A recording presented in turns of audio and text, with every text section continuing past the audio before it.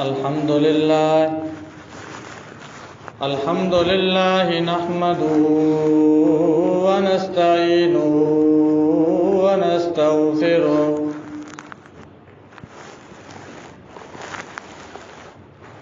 ونشهد أن لا إله إلا الله وحده لا شريك له ونشهد أن سيدنا ومولانا محمدًا عبده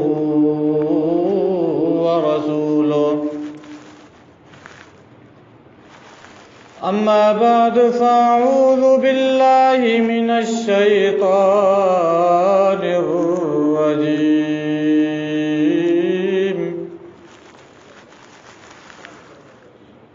بسم الله الرحمن الرحيم.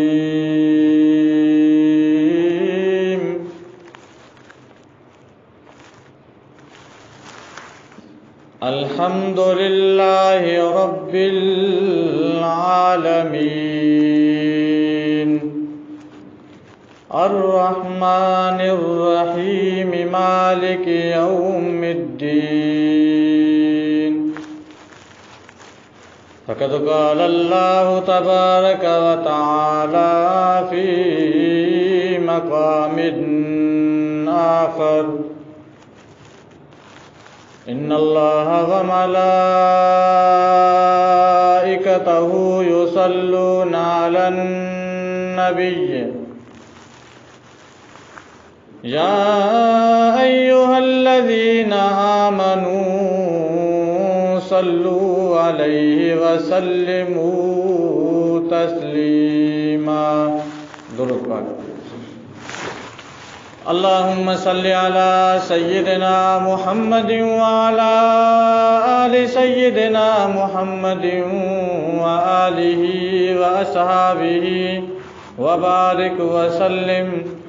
اللهم صل على سيدنا محمد النبي الأمي وعلى آله وسلم تسليما. دوستو عزیزو، اللہ پاک ہمارا پروردگار ہے. اللہ پاک وحدہ لا شریک لہ ہے. وہ بے پرواہ، وہ خالق، وہ مالک ہیں. ہمیں بھی چاہیے کہ ہم اس اللہ پاک کی عبادت کریں. اللہ پاک کے سوا کوئی بھی حاجت روا، کوئی بھی مشکل کشا، بیٹا بیٹی دینے والا، روزی رزق دینے والا، اچھائی جو تقدیر میں لکھا ہوا ہے اللہ پاک کے سوا کوئی نہیں کرتا. یہ ایمان کا حصہ ہے.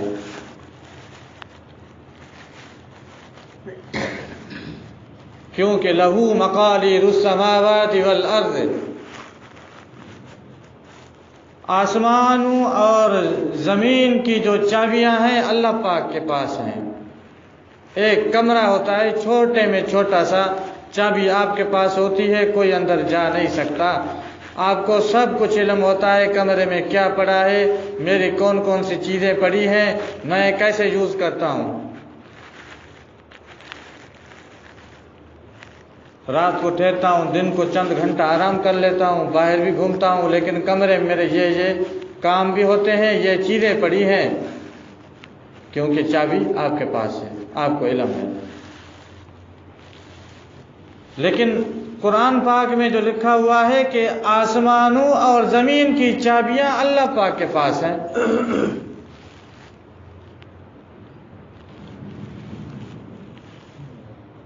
اس لیے اللہ پاک نے فرمایا الحمدللہ رب العالمین.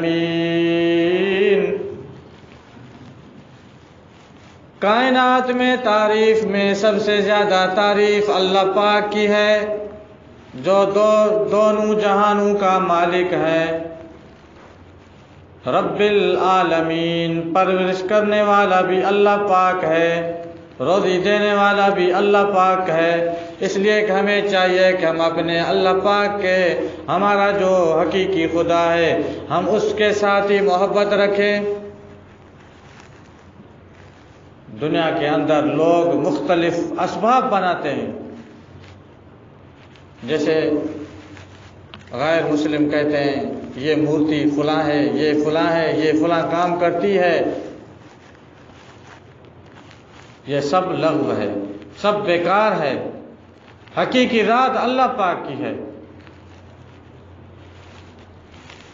کیونکہ اللہ پاک نے فرمایا وَتُعِزُّ مَن تَشَاءُ وَتُذِلُّ مَن تَشَاءُ بِيَدِكَ الْخَيْرُ، میں جس کو چاہوں تو میں عزت دوں، اور کائنات والے سارے اکٹھے ہو کر کے ان کے خلاف ہو جائیں، اس کی عزت کے پیچھے پڑیں، لیکن اگر اللہ پاک چاہتا ہے کہ اس کی عزت کو کچھ بھی نہیں بگاڑ سکتے۔ اور اگر اللہ پاک کسی کو ذلت دے، رسوائی دے، سارے لوگ اس بندے کی عزت کرنے لگے ہیں، لیکن اس کو رسوائی اس کے نصیب میں ہے۔ بِیَدِکَ الْخَیْرُ، اللہ پاک کے ہاتھ میں بھلائی ہے، مطلب جو اللہ پاک چاہے گا ویسے ہی ہوگا۔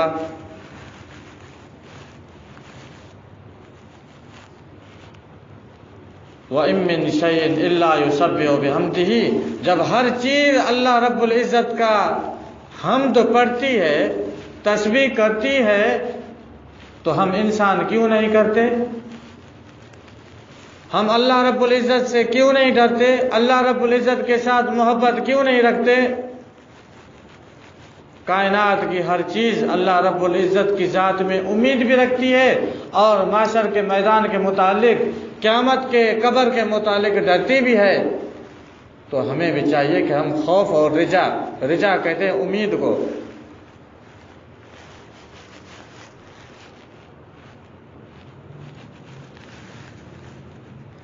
بچہ ہوتا ہے، چھوٹا بچہ ہوتا ہے، وہ چھوٹا بچہ جب روتا ہے اس کو سب کچھ ملتا ہے۔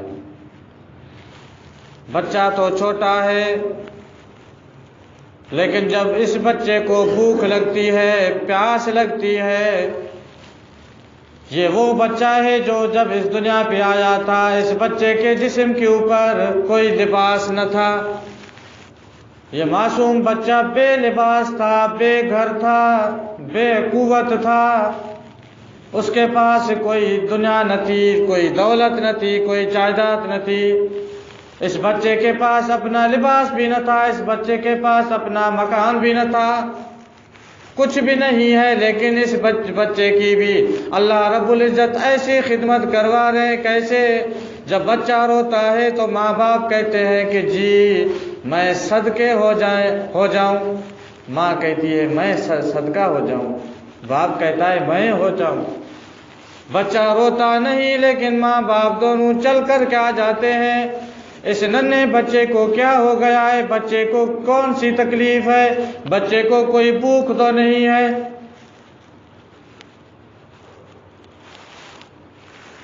اللہ رب العزت اس بے گھر کو، بے لباس کو، جس کے پاس کوئی دولت نہیں ہے، اس کی بھی اللہ رب العزت دیکھ بھال کر رہے ہیں۔ جب بچہ روتا ہے تو سمجھو کہ رونے کی وجہ سے بچے کی ضروریات پوری ہو جاتی ہے، یہ بچے کا مثال ہے۔ اور اگر ہم انسان سارے اللہ رب العزت کے حضور میں روئیں، اپنے گناہوں پہ روئیں، تو یقین جانو کہ اللہ تبارک و تعالیٰ کی رحمتیں، ساری جو رحمت ہے وہ جوش میں آتی ہے۔ بندہ کون سی چیز مانگنی ہے، بندہ اگر بخشش مانگنی ہے تو اپنے منہ سے الفاظ نکالے۔ بچہ روتا ہے تو میں تو بچے کی ضرورت پوری کرتا ہوں۔ اے بڑا انسان، تو اگر میری بارگاہ میں روتا ہے، کیا میں تیری ضروریات کو پورا نہ کروں گا؟ بلکہ ضروریات پوری بھی کرتا ہے اللہ پاک، اور اللہ پاک کی رحمت جوش میں بھی آتی ہے۔ ایک عام آدمی، آپ اور ہم جب تنہائی میں اللہ پاک کے حضور میں دعا کرتے ہیں، التجا کرتے ہیں اپنے گناہوں کو بخشوانے کے لیے، روتے ہیں، اللہ پاک بہت خوش ہوتے ہیں۔ اللہ رب العزت کی جو رحمت ہے وہ جوش میں آتی ہے، بندہ کیا کہنا ہے، بخشش مانگنی ہے تو میں نے تو تجھے بخش دیا۔ اور اللہ پاک فرشتوں کے سامنے فرماتے ہیں، فرشتوں اس بچے نے نہ تو قبر دیکھی تھی نہ محشر کا میدان دیکھا تھا، اور چاہے بچہ ہو چاہے بوڑھا ہو چاہے جوان ہو، جب انسان پیدا ہوتا ہے، بچہ تو بچہ ہوتا ہے، بچے سے اگر ہم ذرا آگے چلیں، بڑا جب بالغ ہو جائے، آپ اس مسجد میں کیوں آئے؟ ہم نے تو اللہ رب العزت کو تو نہیں دیکھا، رسول اللہ صلی اللہ علیہ وسلم ہمارے پاس تو نہیں آئے، ہم نے جنت جہنم کو تو نہیں دیکھا، لیکن ہمارا ایمان ہے، ہمارا ایمان ہے کہ اللہ پاک وحدہ لا شریک لہ ہے، حضرت محمد مصطفیٰ احمد مجتبی صلی اللہ علیہ وسلم اللہ پاک کے محبوب پیغمبر ہیں۔ جو لوگ نیک عمل کرے گا جنت ملے گی، رب رحمان راضی ہو جائے گا، اگر کوئی بد اعمال کرے گا اللہ رب العزت کو ناراض کرے گا، جہنم ملے گا۔ اللہ پاک فرشتوں کے سامنے اس بات کو بھی رکھ لیتے ہیں، فرشتوں تم بتائیں اس بندے نے جہنم کو تو نہیں دیکھا، میری محبت میں آ کر کے، میرے محبوب کی محبت میں آ کر کے دین اسلام کے اوپر چل پڑا ہے،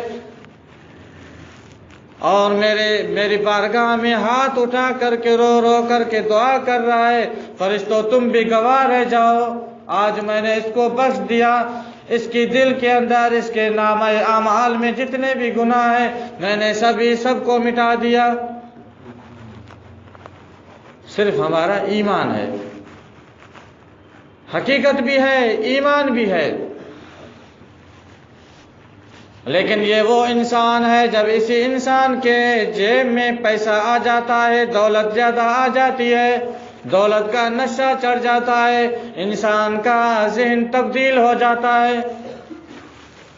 کہتے ہیں انسان بڑا جتنا ہو جائے، دولت میں بڑا جتنا ہو جائے، نوکری میں جتنا بڑا عہدہ مل جائے، لیکن انسان اپنی اوقات کو اور اپنی اصلیت کو کبھی بھی نہ بھولے، کبھی بھی اگر نہ بھولے گا تو وہ انسان کامیاب رہ جائے گا۔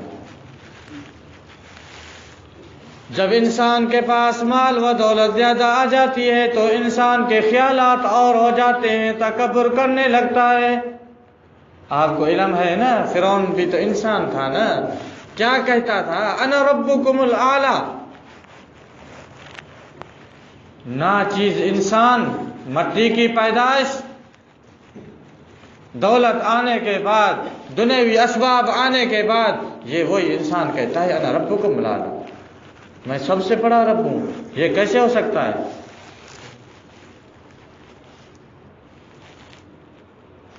اللہ پاک نے فرمایا فَلْيَنْظُرِ الْإِنسَانُ مِمَّا خُلِقَ، اے انسان تو اپنی پیدائش کے اوپر ذرا نظر ڈالے، خُلِقَ مِن مَّاءٍ دَافِقٍ یخرج من بین الصلب والترائب، اے انسان تیری پیدائش تو ایک گندے قطرے سے پیدائش ہے، اس کے بعد اگر میں نے تجھے عزت دی، میں نے تجھے اچھے آزاد حسن دیا، لقد خلقنا الانسان فی احسن تقویم، میں نے انسان کو عزت بخشی، حسن بخشا اور اچھے انداز میں خلقت کی۔ انسان کو چاہیے تھا کہ وہ انسان شکر بھی کرے، میرا حمد بھی ادا کرے، میری فرما برداری بھی کرے، لیکن اتنی ساری نعمتیں نوازنے کے بعد انسان پھر بھی ناشکر ہے۔ اللہ پاک نے فرمایا اے انسان جب بھی تمہاری دل میں تکبر آ جائے، فَلْيَنْظُرِ الْإِنسَانُ مِمَّا خُلِقَ، اور جب بھی تمہارے اندر میں، تمہارے نفس میں تکبر آنے لگے، اے انسان تو اپنی پیدائش کے اوپر ذرا نظر ڈالا کرے،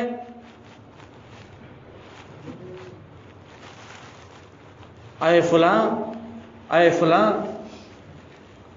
اے میں خود انسان، میں کیا تھا، میں کیوں تکبر کر رہا ہوں، میری پیدائش کیا تھی، میری خلقت کیا ہے، میں پہلے کیا تھا، مجھے جانا کہاں ہے۔ سونے کے تاج میں تو مرنے کے بعد سونے کی کوئی پیٹی تو نہیں ہوگی تو مجھے اس میں ڈال کر کے دفنائیں گے، نہیں، مٹی میں دفنائیں گے۔ تو تکبر کیوں کریں ہم؟ رحمان کو راضی کریں، تکبر نہ کریں۔ اللہ پاک نے فرمایا یا ایھا الذین آمنوا لا تلھکم اموالکم ولا اولادکم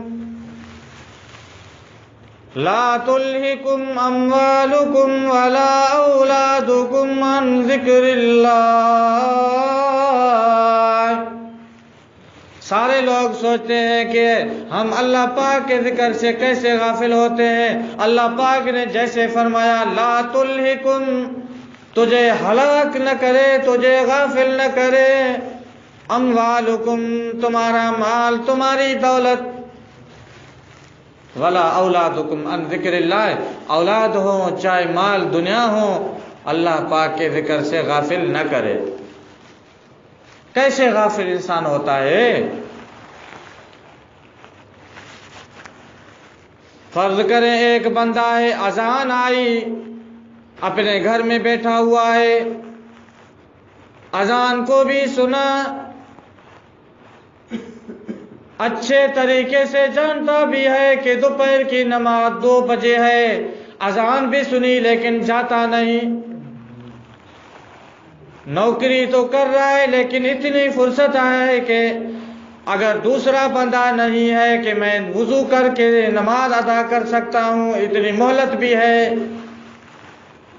اگر شاپ ہے، کاروبار ہے، کاروبار کو بند نہیں کرتا نماز کے وقت۔ آپ بتائیں اس انسان کی محبت اللہ پاک سے ہے، نماز سے ہے یا بستر سے ہے؟ صبح کی نماز پڑھنی ہے، اذان آ چکی ہے، نماز کا ٹائم ہو گیا ہے، بستر پہ سویا ہوا ہے، لیٹا ہوا ہے، سردی کی بڑی بڑی رات ہے، جاگ بھی آتی ہے لیکن اٹھتا نہیں ہے، اس کی محبت۔ اگر آپ بھی نماز صبح کی، آپ میں سے اگر کوئی صبح کی نماز نہیں پڑھتا، جاگتا بھی ہے، تو آپ کی محبت بسترے سے ہے، اللہ پاک سے نہیں۔ اگر کاروبار چلاتے ہیں، شاپ چلاتے ہیں، نماز کے وقت نماز ادا نہیں کرتے، جان بوجھ کر کے کاروبار چلا رہے ہیں، تو آپ کی محبت دنیا سے ہے، اللہ پاک سے نہیں ہے۔ مسجد سے محبت نہیں ہے، نماز سے محبت نہیں ہے۔ نوکری بھی کریں، نماز بھی ادا کریں، ہاں، تو تمہارے کاروبار میں، تمہارے رزق میں، تمہاری تنخواہ میں برکت ہو جائے گی۔ جس ادارے میں تم کام کر رہے ہو، تیری وجہ سے، تیری نماز عبادات کی وجہ سے تمہارے مال میں تو برکت پڑے گی، لیکن اسی ادارے میں برکت پڑے گی۔ حدیث پاک میں آتا ہے کہ اگر محلے میں ایک بھی بے نمازی نماز ادا نہیں کرتا، وہ پورے محلے کے لیے، نحوست کے لیے وہ بندہ کافی ہے۔ بدبختی محلے کے لیے، اس بندے کے لیے، اس بندے کی کافی ہے۔ کیسے؟ اہل محلے والے اگر اس کو روکتے نہیں ہیں، بھائی غلط کام نہ کیا کریں، نماز پڑھا کریں، اگر سمجھانے کے بعد پھر بھی اگر وہ باز نہیں آتا، پھر تو محلے والوں کے اوپر کوئی گناہ نہیں، کیونکہ وہ اس کو تنبیہ کرتے رہتے ہیں۔ ہاں، اگر بے نمازی ہیں، کوئی بدکار ہے، اس کے عادات ایسی ہیں، بدکاریاں ایسی ہیں کہ کوئی ان کو روکنے ٹوکنے والا نہیں ہے، سارے دیکھتے ہیں، کہنے والا نہیں ہے کوئی، تو وہی بھی اہل محلے والے بھی برابر کے جرم میں شریک ہیں۔ تو بے نمازی جو بھی بندہ ہوتا ہے، اس کی زندگی تباہ ہوتی ہے، بے سکون ہوتا ہے، رات کو بھی گندے گندے خوابات دیکھتا ہے، اور اس کی قدرتی چاہے جتنا بھی پیسہ اس کے پاس آ جائے، ایک تو بے برکتی ہوگی، دوسرا سکون نہیں ہوگا۔ لیکن جو نمازی بندہ ہوتا ہے، اس کا دل مطمئن ہوتا ہے. ہاں مسکین ہے، غریب ہے، فقیر ہے، تھوڑی بہت پریشانی ہوتی ہے، پیسوں کی دنیا ہے، لیکن اس کا دل ضمیر مطمئن ہوتا ہے میں نے نماز ادا کی، رحمان راضی ہے. دنیا تو آنے جانے کی چیز ہے. والذین آمنوا اشد حبا للہ، محبت کرنی ہے اللہ رب العزت کے ساتھ. والذین آمنوا اشد حبا للہ، اللہ رب العزت کے ساتھ محبت کرنی ہے. صرف محبت نہیں، لیکن اللہ پاک نے فرمایا اشد محبت، یعنی شدید محبت کریں. آپ ایسی محبت کریں رحمان کے ساتھ کہ آپ مجنون ہو جائیں. جب آپ کا کوئی پیارا دوست ہوتا ہے، اس کے ساتھ شدید محبت ہوتی ہے، تو آپ کا وہ دوست جو بھی کام کرے گا اچھا، جو بھی ادا کرے گا ہر ادا کو اچھی لگتی ہے، محبوب کی ہر چیز اچھی لگتی ہے.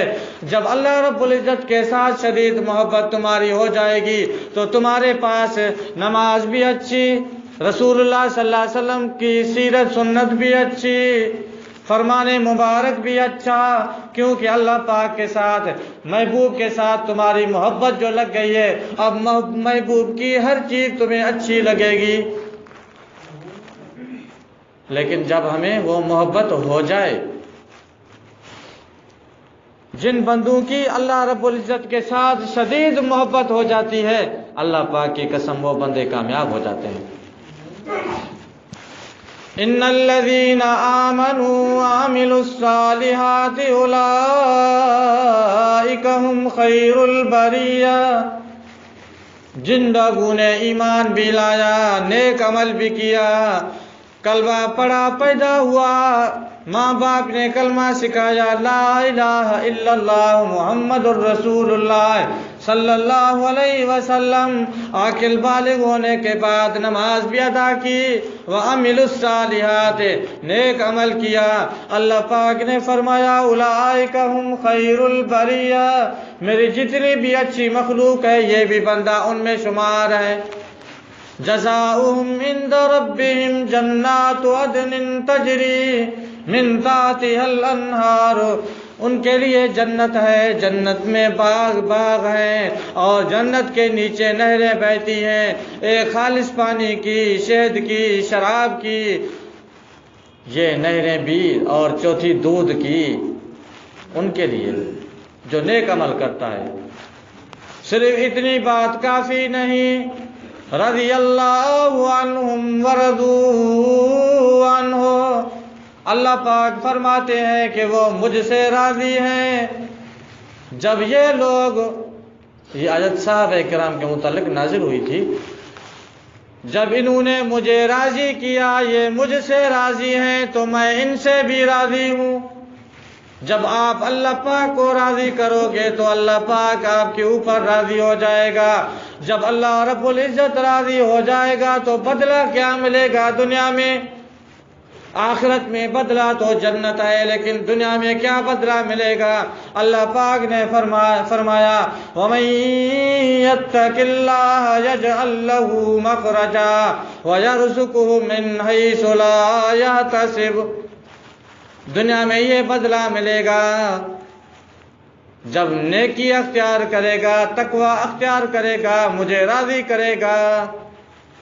انسان سارا دن اپنی زندگی جو صرف کرتا ہے، ایک تو نیک انسان کی زندگی ایک تو نیکی کے لیے، لیکن اس زندگی کا دوسرا حصہ ہے جب انسان اس دنیا کے اوپر آ جاتا ہے تو دنیا بھی لازمی ہے سفر گزر کرنے کے لیے، اس کی ممانعت تو نہیں ہے، لیکن عبادت میں کمی نہ کریں.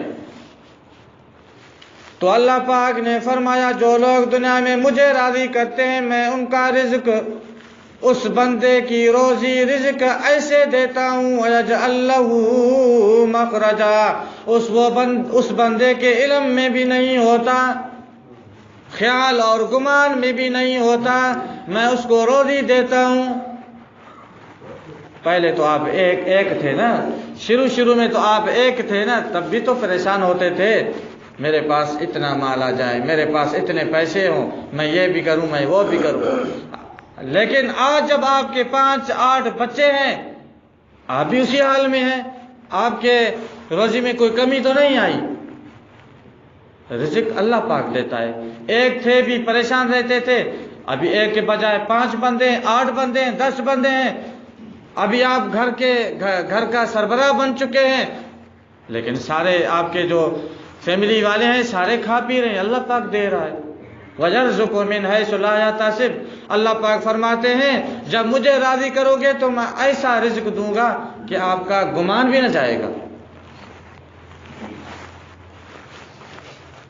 دوسری بات جو آپ نے سنی ہے اس صحابی کی، جو حدیث قدسی شریف ہے، رضی اللہ عنہم ورضوا عنہ کی بات ہے۔ جب اللہ پاک کو راضی کرو گے نا، مالک بھی راضی ہو جائے گا تھوڑے عمل پہ بھی۔ لیکن بدلہ کیا ملتا ہے دنیا میں؟ جو حدیث قدسی ہے، ایک صحابی تھا، کھیتی کرنی تھی، بیج ڈالا تھا زمین میں، پانی نہیں، پانی کی کہیں امید بھی نہیں ہے، زمین پہ آ کر کے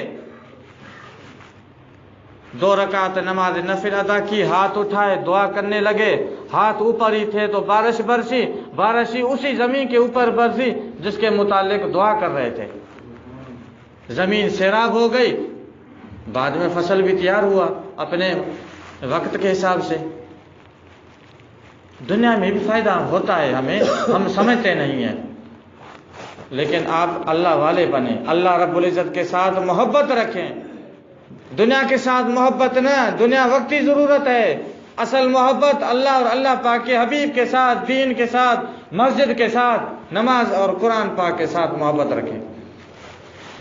جو لوگ محبت کرتے ہیں، میں ایک صحابی کا مثال دیتا ہوں، حضرت عبداللہ رضی اللہ تعالی عنہ جوان تھے، جوانی میں چھپ چھپ کر کے گھر والوں سے، دوستوں کے ہمراہ جا کر کے رسول اللہ صلی اللہ علیہ وسلم کے ہاتھ کے اوپر بیعت کی، کلمہ پڑھا، اسلام کو قبول کیا، لیکن اپنے کلمے کو، دین کو اپنی دل میں چھپاتے رہے، لیکن دین چھپتا تو نہیں ہے، بالآخر اس کا راز فاش ہو گیا۔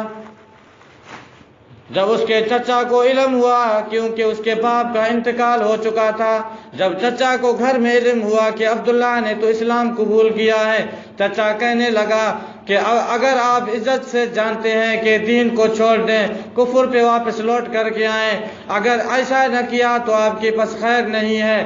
حضرت عبداللہ نے فرمایا جو کچھ کریں لیکن میں کلمہ نہیں چھوڑوں گا۔ چچا نے کیا کیا؟ چچا نے ایسا کام کر کے دکھایا، یہ کیا کہ اگر تو نے کفر پہ واپس نہیں لوٹ کر کے آتے، میں گھر سے بھی نکال دوں گا، جسم کے اوپر جو لباس ہے وہ لباس اتار دوں گا۔ لیکن حضرت عبداللہ نے کہا مجھے ہر چیز قبول ہے لیکن میں کلمہ نہ چھوڑوں گا۔ بالآخر اس چچا ظالم کافر نے ایسا کر کے دکھایا، گھر سے بھی نکالا، مارا بھی صحیح، جو جسم کے اوپر لباس تھا وہ لباس بھی اتار کر کے پھاڑ دیا۔ اس کی امی زندہ تھی، جب امی نے یہ حالت دیکھ کر کے کچھ کہہ تو نہ سکتی تھی، لیکن اپنی چادر حضرت عبداللہ رضی اللہ تعالیٰ عنہ کی طرف پھینک دی اور کہنے لگی اپنی سطر کو تو ڈھانپ لے اے میرے بچے۔ جب حضرت عبداللہ رضی اللہ تعالیٰ نے اپنی سطر کو ڈھانپ لیا، ماں کی چادر اوڑھ لی،